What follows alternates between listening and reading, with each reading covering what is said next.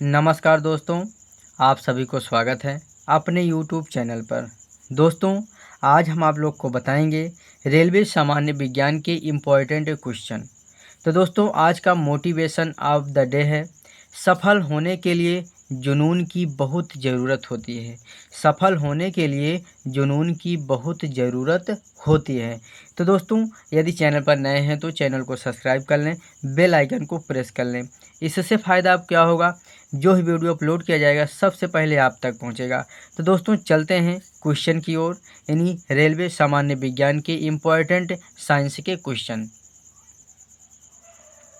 जैसे दोस्तों दिया है, आरआरबी गुवाहाटी 8/5/2005 में ये आरआरबी गुवाहाटी 8/5/2005 में ये जो हमने आपको बताने जा रहे हैं ये पूछा गया था रेलवे के एग्ज़ाम में, रेलवे ग्रुप डी के एग्ज़ाम में पूछा गया था। ये रिपीटेड क्वेश्चन है।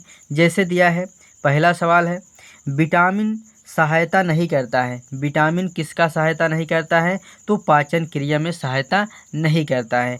विटामिन सहायता नहीं करता है, पाचन क्रिया में सहायता नहीं करता है। अगला क्वेश्चन है, दूषित जल जनित रोग नहीं है। दूषित जल जनित रोग नहीं है, तो आप बताएंगे फ्लोराइसिस। क्या बताएंगे? फ्लोराइसिस। ये दूषित जल जनित रोग नहीं है। अगला क्वेश्चन है, अधिक ध्वनि उत्पन्न करता है चिंपांजी। कौन अधिक ध्वनि उत्पन्न करता है? चिंपांजी। अधिक ध्वनि उत्पन्न करता है चिंपांजी। अगला प्रश्न है, मोटर चालक पीछे की वस्तु को देखता है। जो मोटर चालक होता है पीछे की वस्तु को कैसे देखता है? उत्तर दर्पण से। किसे देखता है? उत्तर दर्पण में देखता है। जो मोटर चालक होता है पीछे की वस्तु को देखता है, यानी उत्तर दर्पण में देखता है। अगला प्रश्न है दोस्तों,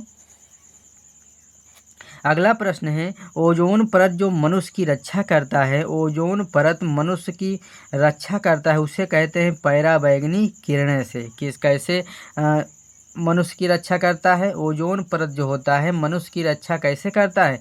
पराबैंगनी किरणों से। आगे है अगला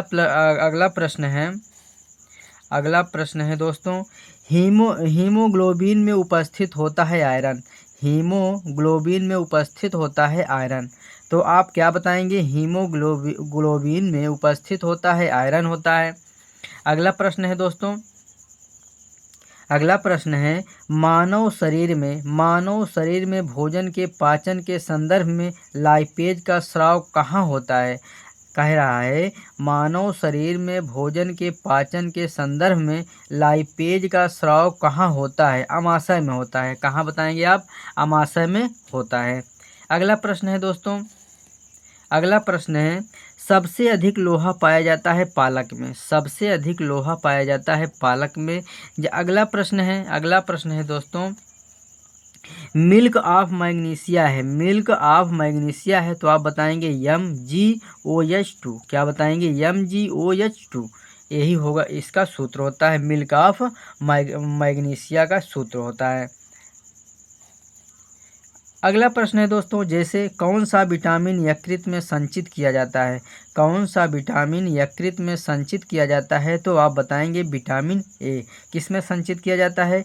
कौन सा विटामिन यकृत में संचित किया जाता है? तो आप बताएंगे विटामिन ए संचित किया जाता है।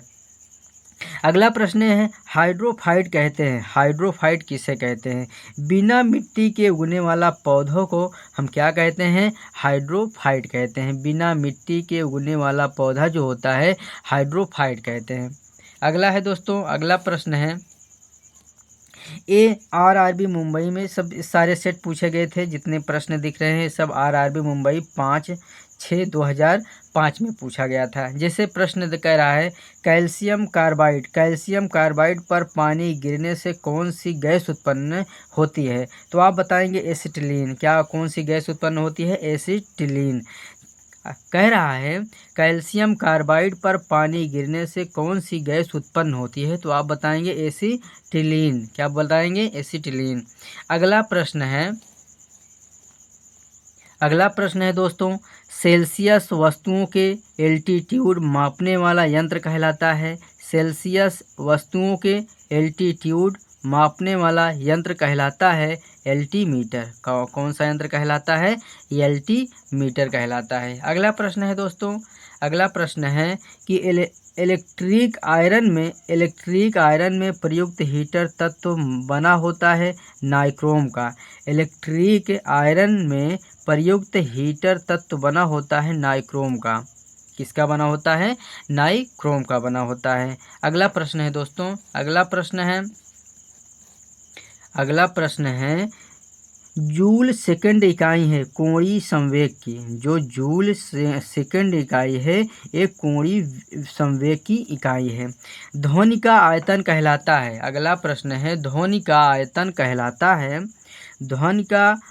कहलाता है एकास्टिक्स। कौन सा कहलाता है? एकास्टिक्स कहलाता है। अगला प्रश्न है कोई किरण वायु से जल में प्रवेश करती है तो तरंग दैर्ध्य घट जाता है। कोई किरण वायु से जल में प्रवेश करती है तो तरंग दैर्ध्य क्या हो जाता है? घट जाता है। आगे है दोस्तों, आगे प्रश्न है आरआरबी कोलकाता 29 तारीख 5वां महीना 2005 में पूछा गया था। कह रहा है ट्रांसफार्मर का प्रयोग होता है वोल्टेज चेंज करने में। ट्रांसफार्मर का कहाँ प्रयोग होता है? वोल्टेज चेंज करने में। अगला प्रश्न है गोदूध में पीलापन का कारण होता है कैरोटीन के कारण। जो गाय दूध देती है उसका दूध जो होता है पीलापन किसके कारण होता है? तो कैरोटीन के कारण पीलापन होता है।